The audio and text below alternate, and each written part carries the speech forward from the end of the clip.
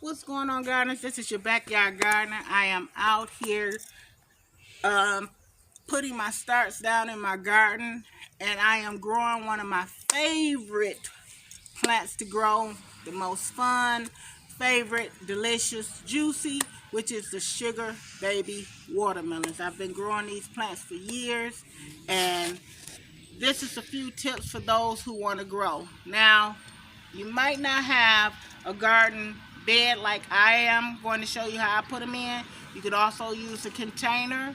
You could use a 5-gallon bucket and grow them in there. You can use a 20-gallon pail and grow them in there. You can use a planter and grow them in there.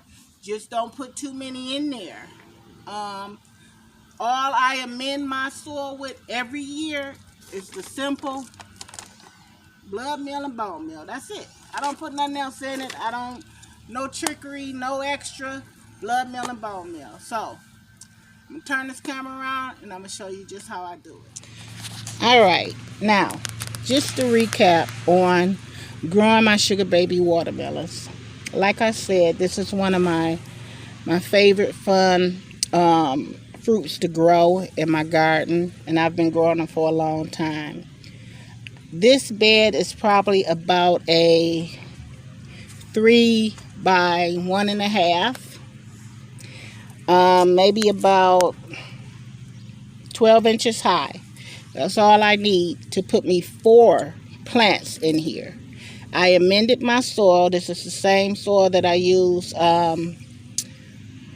every year. I amend the soil, which is a loose potting mix. If you're going to buy something, buy potting mix. You want your soil to be loose. You don't want the heavy potting soil. It's a difference in the two, and you'll know it when you go to pick them up. The potting soil is heavy.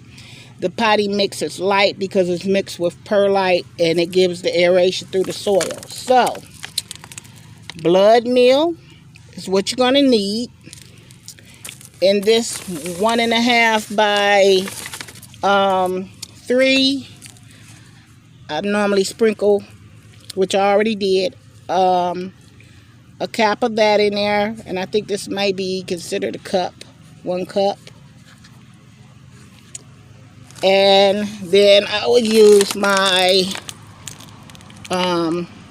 blood meal and my bone meal, the same amount. Sprinkle it in, scratch it in real good. Now, the thing about growing sugar baby watermelons, you really don't know which way the vines is going to grow. So as they start to come up, I tend to encourage them to grow out this way toward me, which is more space, instead of toward the wall of my greenhouse.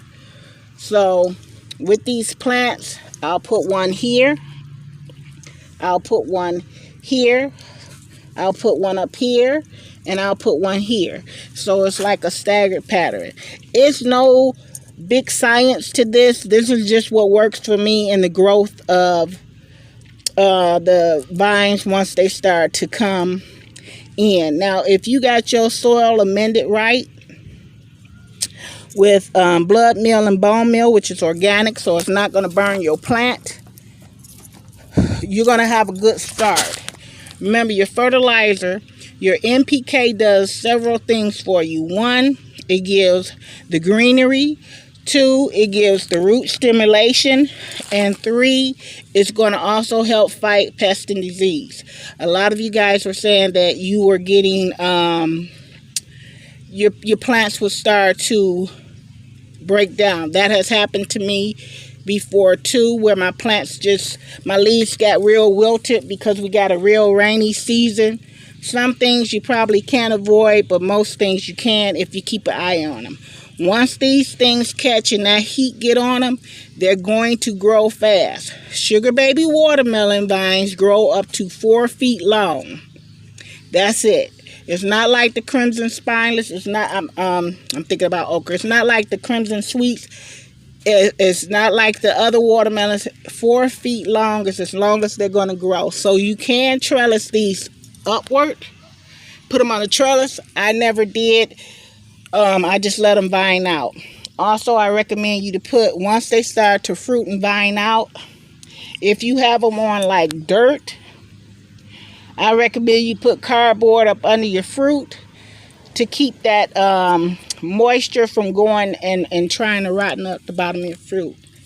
So that is my tips for growing sugar baby watermelons. If you have any more questions, comment down below. Thank you guys for rocking with me in my gardening journey. Happy gardening, everybody.